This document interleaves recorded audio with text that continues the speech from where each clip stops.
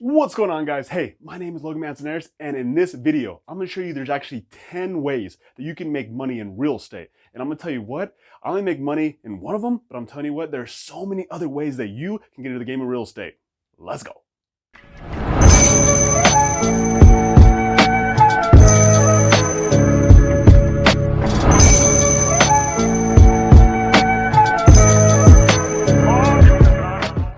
All right, guys, so every time I tell them I'm in the real estate business, ultimately the question I always get, are you an agent? Do you sell homes? Can you sell my home?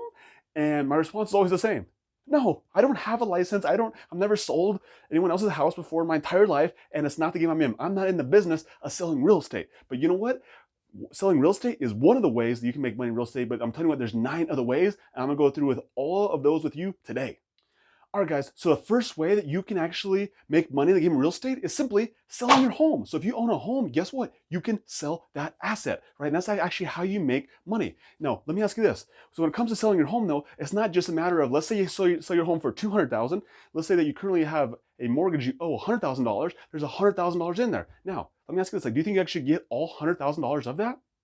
Of course not, right? Because you know what? You have agent commissions. You have title commissions, you have closing costs.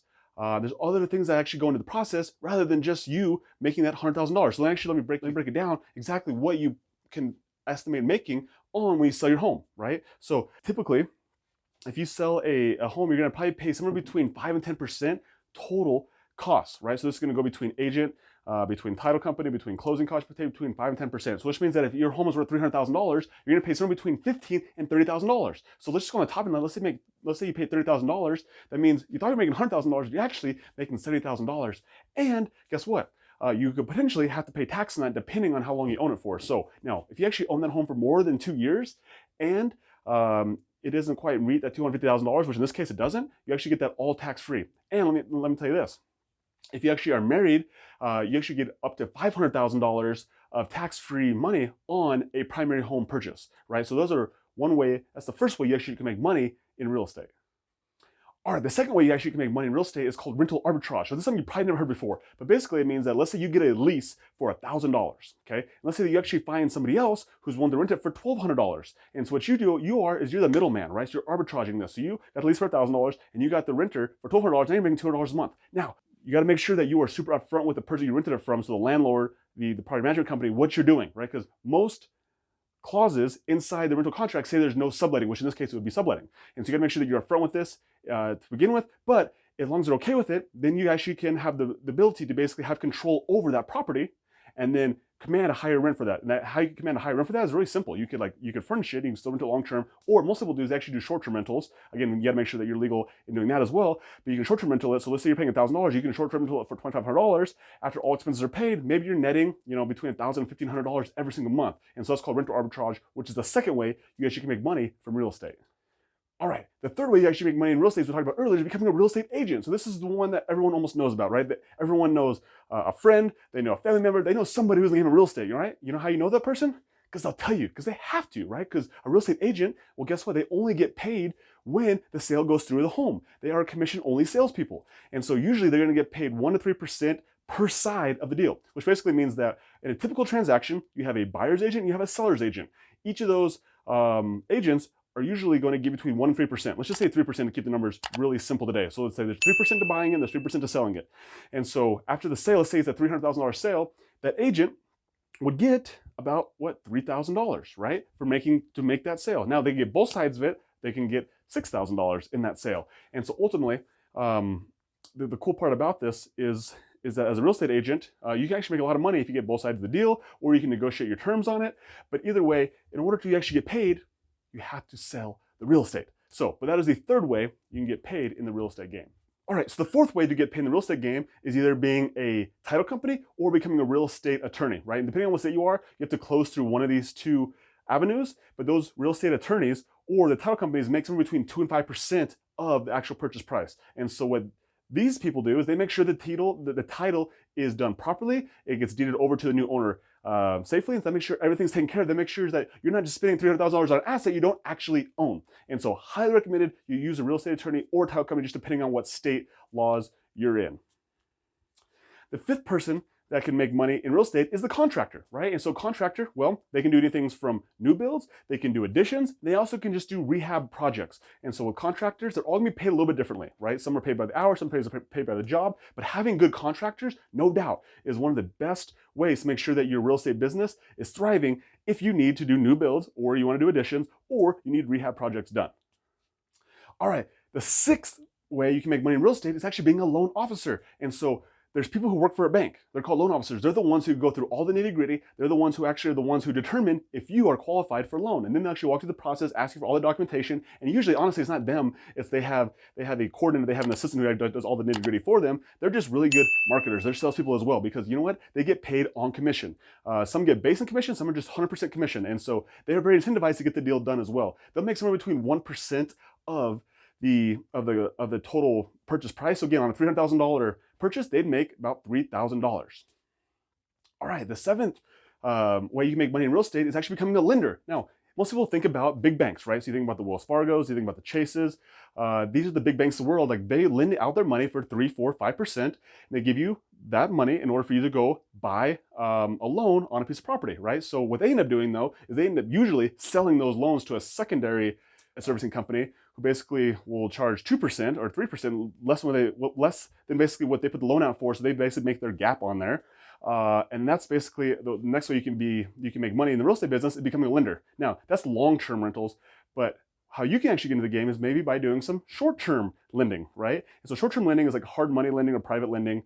It's where you usually can charge 8, 9, 10, 11, 12% on your money. Usually these are done in like fix and flip situations. These are short-term loans, these are bridge loans. But this is another way that you actually can make money in real estate is by lending out your money for people who might need money, whether it be fix and flippers, whether it be somebody who wants to get in the long-term game. But hard money lending is another great way to make money in real estate.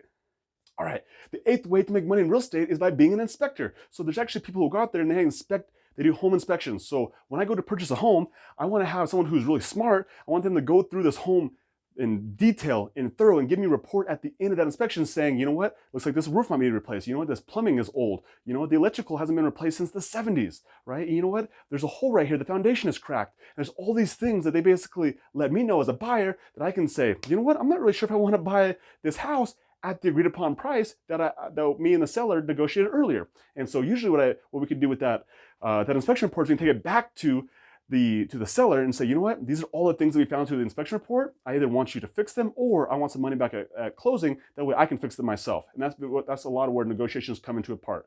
And so for an inspector, you're tending to pay between $400 and $700. Again, it could be less, it could be more. It really just depends on your market, how big the property is. Like something that I found out that if you have multiple kitchens, you have multiple units, they end up charging more for those things, which makes sense. But this is one of the things that you don't, as a buyer, you don't want to skip out on.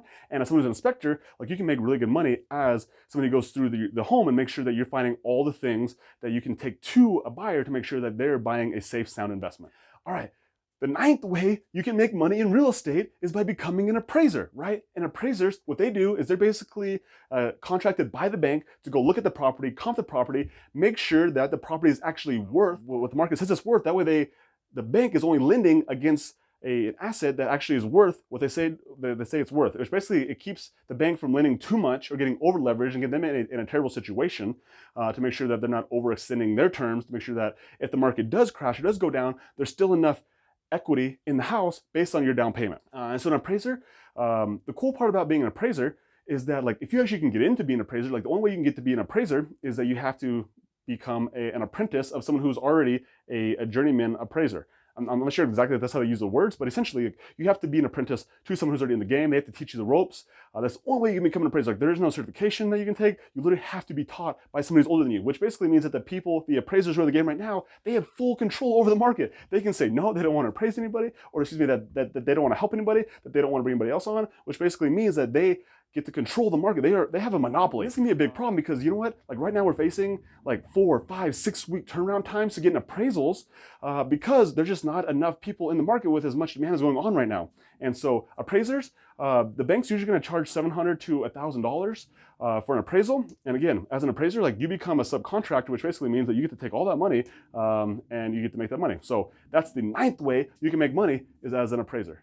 All right, and the last way you can make money in the game of real estate is, I'm gonna tell you 1 second. Before you do, please, like if you're getting some value from this video, like this video, subscribe to the channel, tell everybody about this. Like the goal here for this channel is for you to learn and have enough information, have enough belief in yourself when it comes to getting real estate that you can actually make your first purchase, you can make your 5th purchase, you can become financially free through real estate. So hey, if you want to do that, like this video, subscribe to the channel, let's go.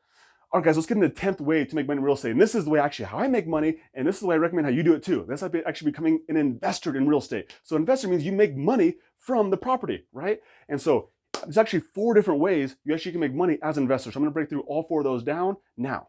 And so the first way, and the easiest way, and the way I recommend everyone get started into the game of real estate investing is to become a house hacker, right? So what is a house hacker? A house hacker basically means that you purchase a property that you get into, that either you have a second unit, that you build another unit, that somehow you pay or you rent out rooms, that you somehow have someone else pay for at least a portion of your mortgage, maybe all of your mortgage, maybe even potentially cash flow, right? Because at the end of the day, just buying a home does not make you a real estate investor. It doesn't whatsoever. Because every single month that house costs you $1,000, $2,000, and you have no income coming in, it's a liability at that point, okay?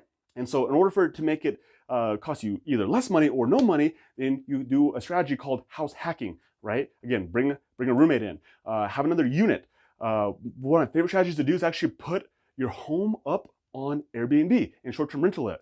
And that way you're able to make your payment, and that way you're not paying anything, and all of a sudden you become a house hacker and you become an investor. And here's the coolest part. You don't even have to own your property to do that strategy as well. You literally can just rent out other rooms. So let's say your rent is $1,000 a month. And let's say you have 2 other rooms and you rent them both out for $600 a month. That means that they're paying you $1,200. You're basically cash flowing $200 a month, right? You can do that through long-term rentals. You can also do it through short-term renting. But either way, house hacking is the #1 way that you actually become a real estate investor today. The second way you can become a real estate investor is actually fixing and flipping. Now, I will say this, I don't actually think of fixing and flipping as real estate investing. And here's why, right? Because let's use an example. Let's say that you found a house, you buy it for $100,000, okay? And you put $50,000 of construction and rehab into it to fix it up. And now it's worth $200,000. It's great. So the strategy for fixing and flipping is that you basically put that money in, you put $150,000 in, it's worth $200,000, and you go to sell it, right? There's $50,000 in profit in there. Or is there? Right? And so here's the thing people don't tell you about on all those flipping shows and those TV shows is that you don't make $50,000 because you know what? You also have to pay closing costs. You have to pay agent fees. You have to pay hard money lending costs, right? And just to break that down. So I just wrote this down on this exact example, right? So in this exact example, you would probably pay $12,000 to sell that property. Okay. You'd probably pay $10,000 in hard money costs. You'd probably pay $4,000 in closing costs. You'd probably pay $12,500 in taxes, which nobody tells you about either. And as a fixer and flipper, you're actually paying short-term capital gains, which is basically ordinary income, which is the highest tax bracket, right? Up to 37%.